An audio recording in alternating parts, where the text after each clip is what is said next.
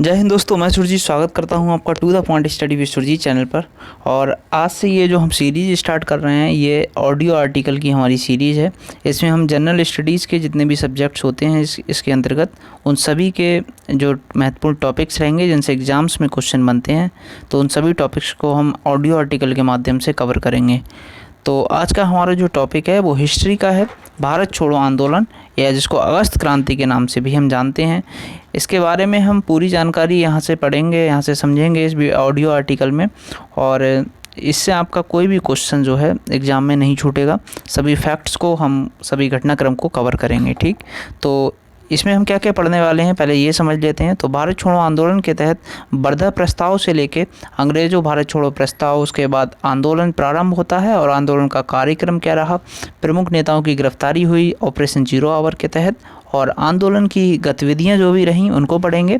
उसके बाद आंदोलन के दौरान कुछ समानांतर सरकारें स्थापित हुई उनको पढ़ेंगे, और उसके बाद आगरा का पैलेस में गांधी जी जाते हैं, और इस तरह पूरा जो है लॉर्ड वेवेल ने गांधी जी को रिहा किया लास्ट में जाके। तो पूरा हम घटनाक्रम इसमें समझेंगे अगस्त क्रांति का या भारत छोड़ो आंदोलन का। ठीक है, तो वर्धा प्रस्ताव देखिए क्या होता है। क्रिप्स मिशन के वापस लौटने के बाद गांधी जी ने एक प्रस्ताव तैयार कर अंग्रेज़ों से भारत छोड़ने की अपील की।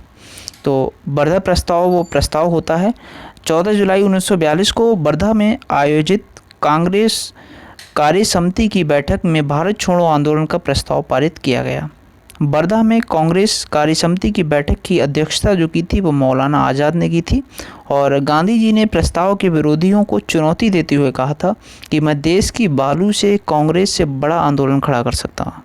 ठीक है, तो गांधी जी ने, ये पूछा जाता है क्वेश्चन कि गांधी जी ने किस आंदोलन के समय ये कहा था, तो भारत छोड़ो आंदोलन के समय कहा था, वर्धा प्रस्ताव के समय, कि मैं जो है देश की बालू से ही कांग्रेस से बड़ा आंदोलन खड़ा कर दूंगा। ये किन के लिए बोला था इन्होंने, जो प्रस्ताव के विरोधी थे उनको चुनौती के तौर पे कहा था। ठीक, और नेक्स्ट है फिर अंग्रेज़ों भारत छोड़ो प्रस्ताव। ये प्रस्ताव पारित होता है 8 अगस्त 1942 को। तो बम्बई में ग्वालियर टैंक मैदान में मौलाना आज़ाद की अध्यक्षता में हुई अखिल भारतीय कांग्रेस कमेटी की बैठक में अंग्रेज़ों भारत छोड़ो का जो प्रस्ताव है वो नेहरू ने पेश किया। पेश किसने किया? नेहरू ने। और इस कमेटी के जो अध्यक्ष थे, अखिल भारतीय कांग्रेस कमेटी, उसके अध्यक्ष कौन थे? तो मौलाना आज़ाद। ठीक है, ये क्वेश्चन पूछा जाता है। और 8 अगस्त 1942 को बम्बई में ग्वालियर टैंक के मैदान में इसको पेश किया गया था, और ये जो है 8 अगस्त को ही पारित हो जाता है। तो ये भी पूछा जाता है। और भारत छोड़ो प्रस्ताव का जो आलेख था, जिसको ड्राफ्ट बोलते हैं, उसको गांधी जी ने नेहरू एवं मौलाना आज़ाद के सहयोग से तैयार किया तथा प्रस्ताव का समर्थन सरदार पटेल ने किया था। वर्धा प्रस्ताव को मंजूरी बम्बई में दी गई। याद रखना ये बात, वर्धा प्रस्ताव की जो मंजूरी हुई थी वो बम्बई में इसको मंजूरी दी गई थी। और 8 अगस्त 1942 को बम्बई के ग्वालियर टैंक मैदान में कांग्रेस का झंडा जो है अरुणा आसिफ अली ने फहराया। ठीक, 8 अगस्त 1942 को बम्बई के ग्वालियर टैंक मैदान में जो कांग्रेस का झंडा था वो अरुणा आसिफ अली ने फहराया। और भारत छोड़ो का नारा जो है वो यूसुफ मेहर अली ने दिया था। जो भी हाईलाइटेड पॉइंट्स हैं मैं उनको रिपीट करता रहूँगा। तो जो भारत छोड़ो का नारा जो दिया था वो यूसुफ मेहर अली ने दिया था, याद रखना, कंफ्यूज नहीं होना कि महात्मा गांधी ने दिया या किसी और ने। तो यूसुफ मेहर अली ने ये दिया था भारत छोड़ो का नारा। महात्मा गांधी ने हरिजन पत्रिका में लिखा था कि भारत में अंग्रेज़ों की उपस्थिति जापानी आक्रमण को दावत देगी। मतलब भारत में अगर अंग्रेज़ रहेंगे तो जापानी आक्रमण होते रहेंगे और जापानी आक्रमण हो सकते हैं। इसीलिए गांधी जी ने भारत को ईश्वर के हाथों में छोड़ जाने की अपील की और अंग्रेज़ों से कहा कि आप जो है हमको हमारे हालात पे छोड़ दीजिए और हमको आज़ाद कर दीजिए, हम नहीं चाहते कि आप जो है भारत में अब रहें। तो गांधी जी ने इसे अगस्त संकल्प कहा। ये जो अपील थी इसको गांधी जी ने अगस्त संकल्प का नाम दिया। फिर भारत छोड़ो आंदोलन शुरू करने का जो प्रस्ताव था, मैं बता देता हूँ एक बार डेट्स। तो भारत छोड़ो आंदोलन शुरू करने का प्रस्ताव वर्धा में 14 जुलाई 1942 को रखा गया, और अंग्रेज़ों भारत छोड़ो का जो प्रस्ताव था वो बम्बई में 8 अगस्त 1942 को रखा गया। ठीक, भारत छोड़ो आंदोलन स्टार्ट कब हुआ था? तो 9 अगस्त 1942 को बम्बई में ये प्रारंभ हुआ था और प्रस्ताव पारित हुआ था 8 अगस्त 1942 को। ठीक, फिर नेक्स्ट है आंदोलन जब प्रारंभ होता है तो 9 अगस्त 1942 को इसकी शुरुआत हो जाती है। गांधी जी यहाँ पे डू और डाई यानी करो या मरो का नारा देते हैं। उसके बाद लाल बहादुर शास्त्री जी हैं जो कहते हैं मरो नहीं मारो। इन्होंने नारा दिया लाल बहादुर शास्त्री जी ने, मरो नहीं मारो। तो गांधी जी ने भारत छोड़ो आंदोलन का आह्वान करते हुए कहा, मैं आपको एक छोटा सा मंत्र देता हूँ, ये आप अपने हृदय में अंकित कर सकते हैं। ये मंत्र है करो या मरो। या तो हम भारत को आज़ाद कराएंगे या इस कोशिश में अपनी जान दे देंगे।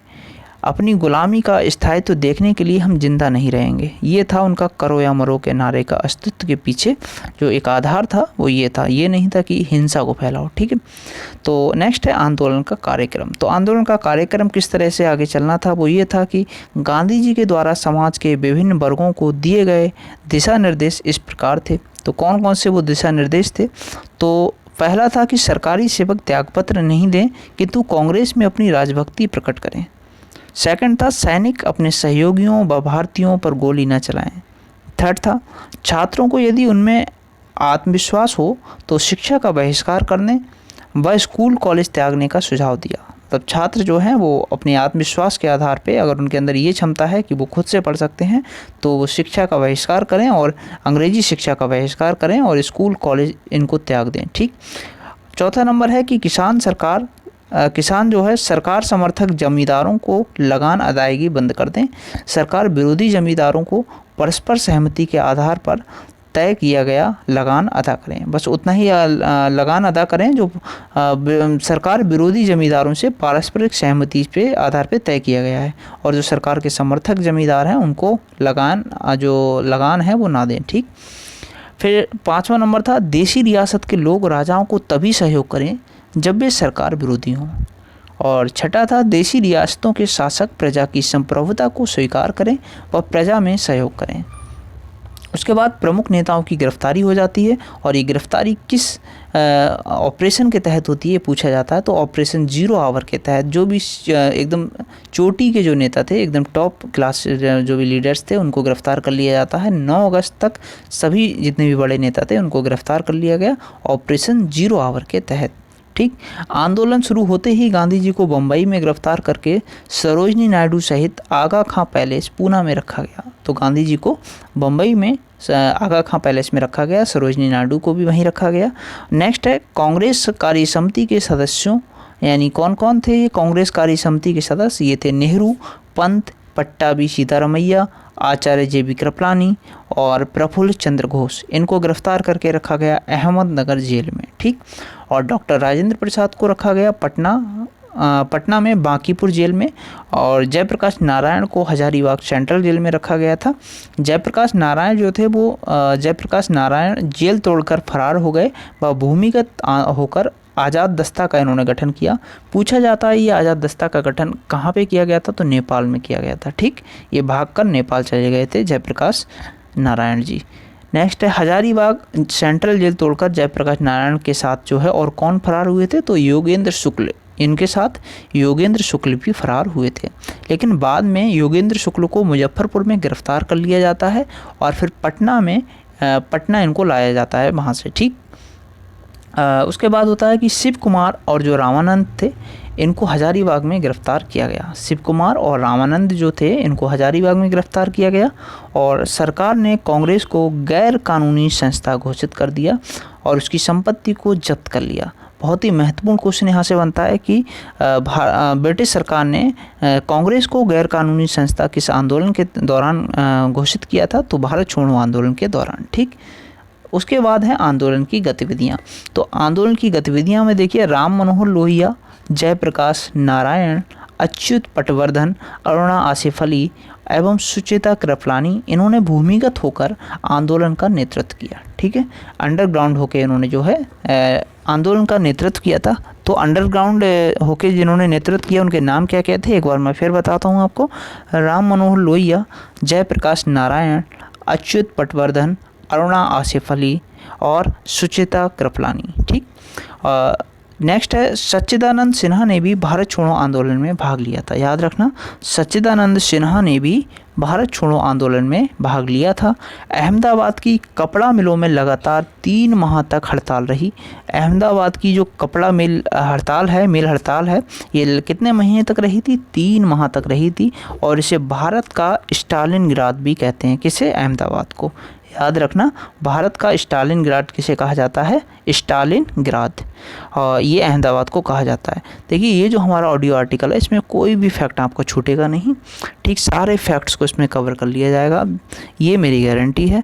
और आप बस इसको बार बार सुन लेना और अच्छे से याद कर लेना, और फिर आपको कोई बुक भी पढ़ने की आवश्यकता नहीं पड़ेगी। सरदार पटेल ने, नेक्स्ट है, सरदार पटेल ने भारत छोड़ो आंदोलन को अद्वितीय आंदोलन कहा। सरदार पटेल ने भारत छोड़ो आंदोलन को एक अद्वितीय आंदोलन कहा। और याद रखना, सरदार पटेल ने समर्थन भी किया था।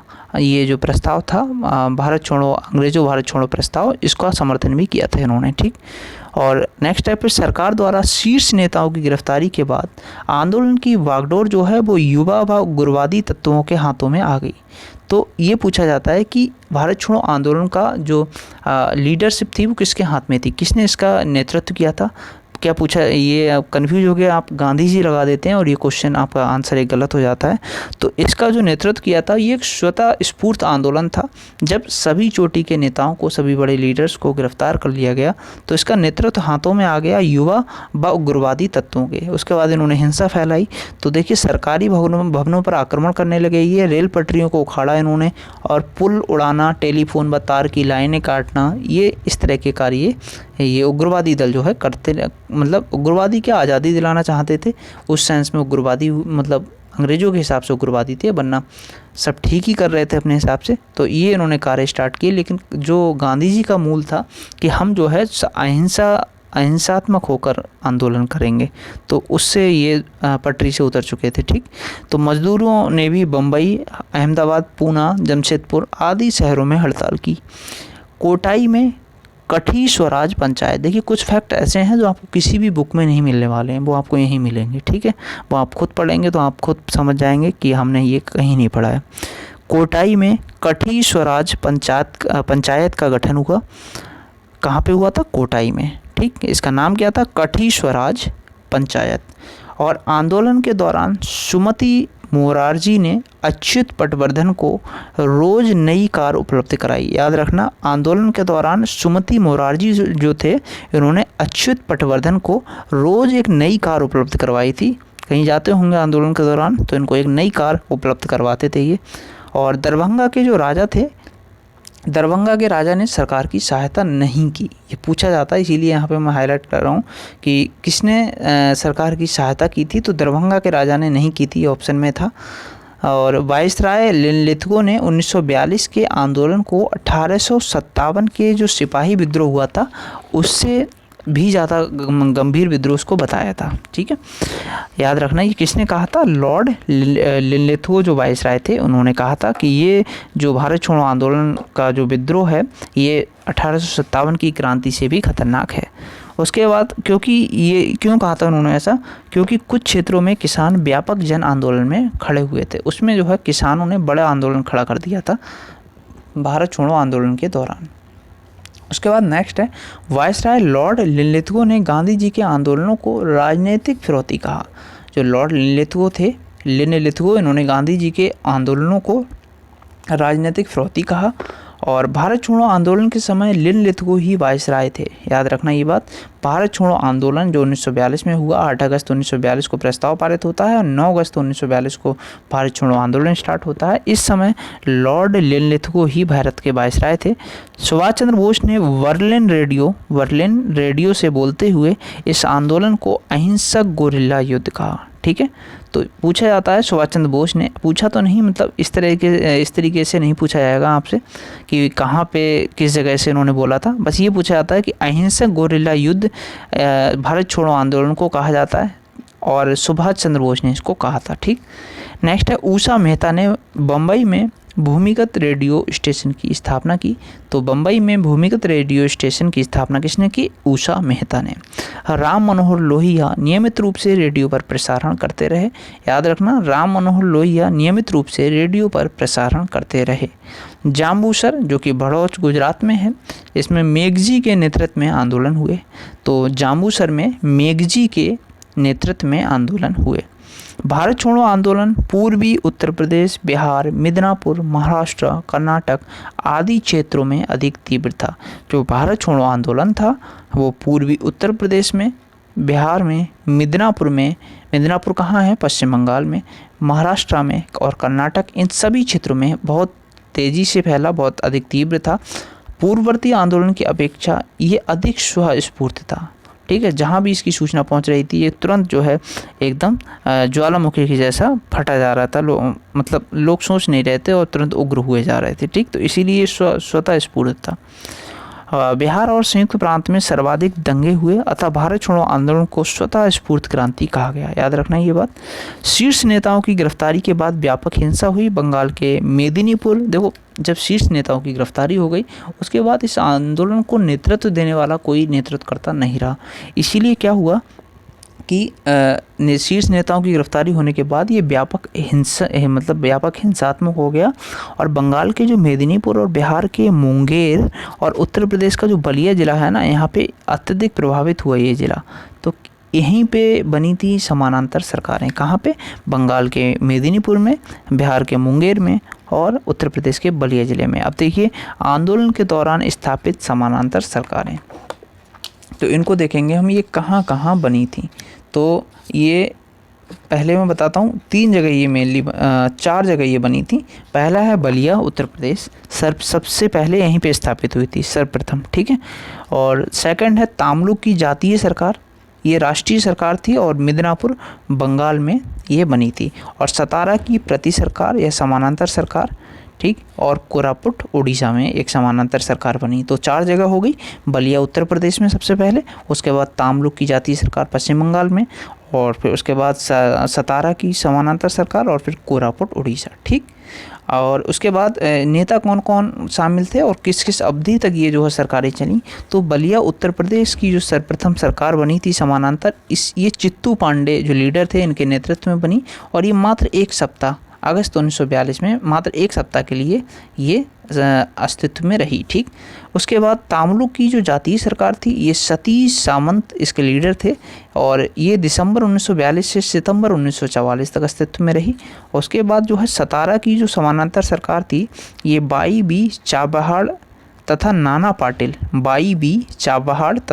पाटिल के नेतृत्व में ये जो है सरकार बनी थी समानांतर। और 1943 से 45 तक सबसे लंबे समय तक ये सरकार चली। याद रखना, सबसे कम समय तक बलिया उत्तर प्रदेश की सरकार चली और सबसे लंबे समय तक जो समानांतर सरकार चली थी वो सतारा की सरकार थी। 1943 से 45 तक ये चली थी और बाई बी चाबहार तथा नाना पाटिल इसके नेतृत्व करता थे। ठीक है, उसके बाद कोरापुट उड़ीसा की जो सरकार थी, इसके नेता थे लक्ष्मण नायक। ओके, उसके बाद देखिए उड़ीसा के तालचर में, ये तो समानांतर सरकारें देख ली हमने, इसके बाद कुछ अन्य फैक्ट्स हैं उनको बता रहा हूँ मैं। उड़ीसा के तालचर में भी समानांतर सरकार बनी। ठीक, और तामलुक में एक विद्युत वाहिनी, तामलुक समझ गए आप कहाँ पे? तामलुक पश्चिम बंगाल में एक डिस्ट्रिक्ट है। तो तामलुक में एक विद्युत वाहिनी का भी गठन हुआ। कटक उड़ीसा में रक्त वाहिनी का गठन हुआ।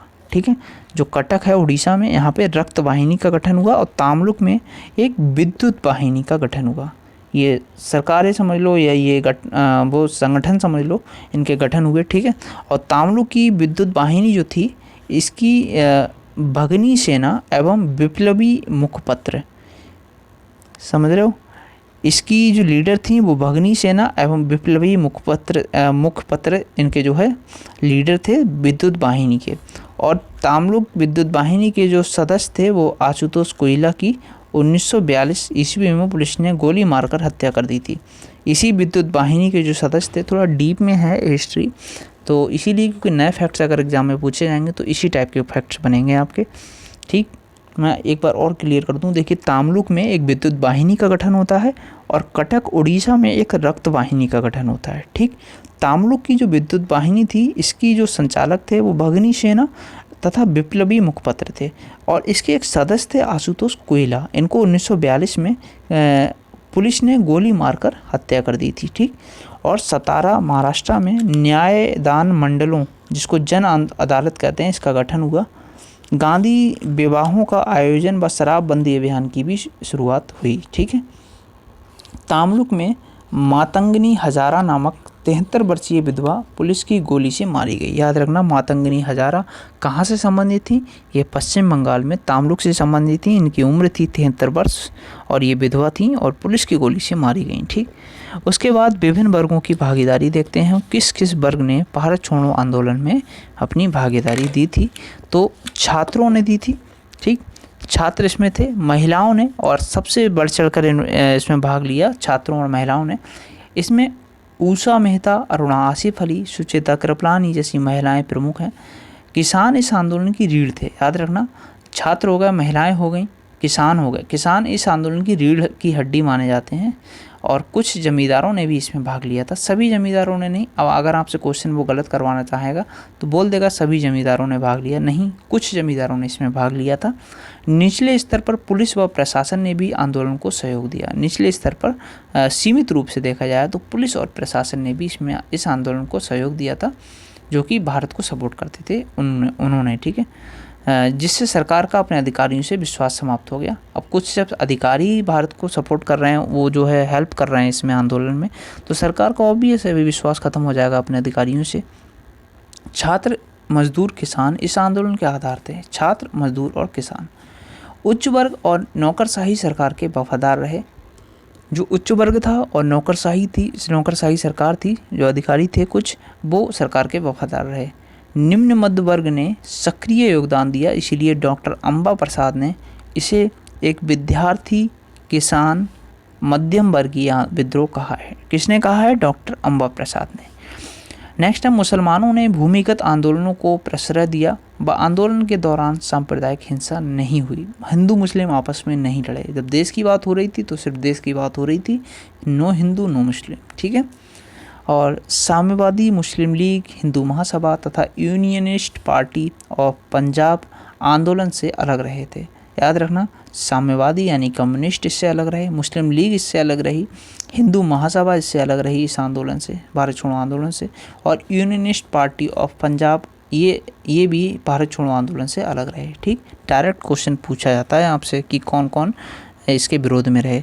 मुस्लिम लीग ने तो आंदोलन के विरोध में भी प्रचार किया। जो मुस्लिम लीग थी ये ना सिर्फ अलग रही, ना सिर्फ न्यूट्रल रही, बल्कि इसने मुस्लिम लीग ने आंदोलन के विरोध में भी प्रचार किया।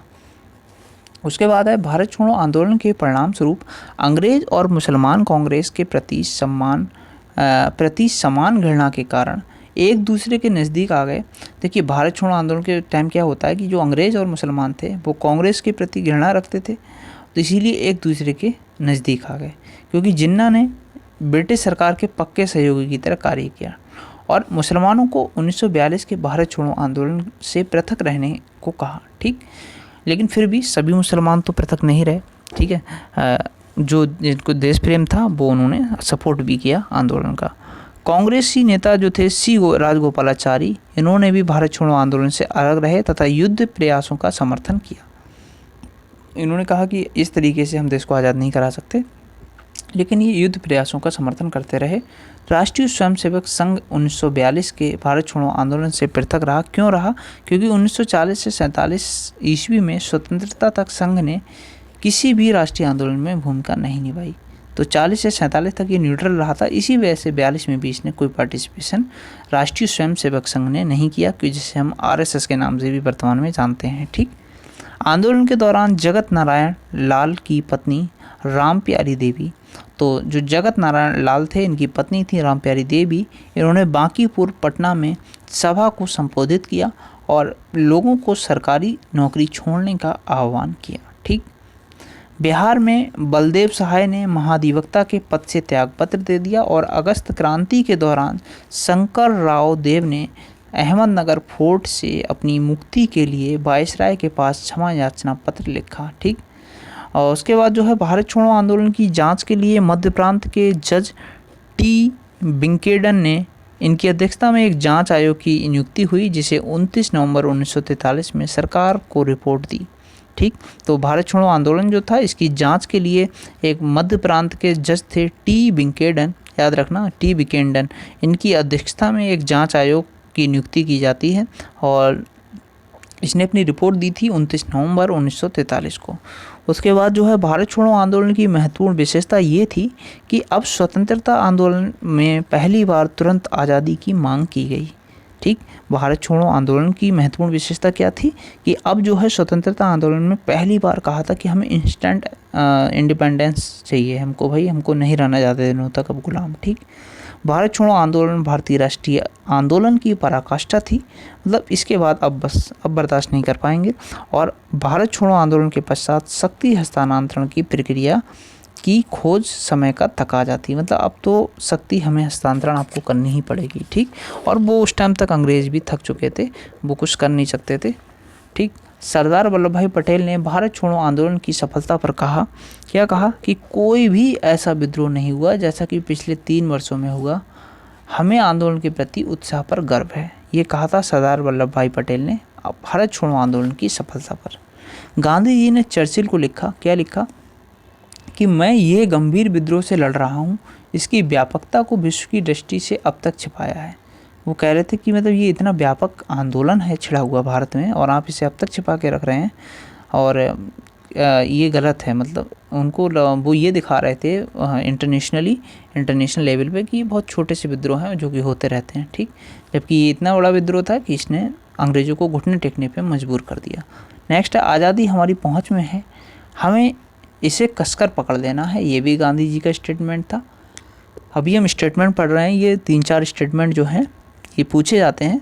सरदार वल्लभ भाई पटेल वाला हमने पढ़ा और गांधी जी ने चर्चिल को जो लेटर लिखा ये हमने पढ़ा कि यहाँ गंभीर विद्रोह से मैं लड़ रहा हूँ और इसकी व्यापकता को विश्व की दृष्टि से अब तक छिपाया है।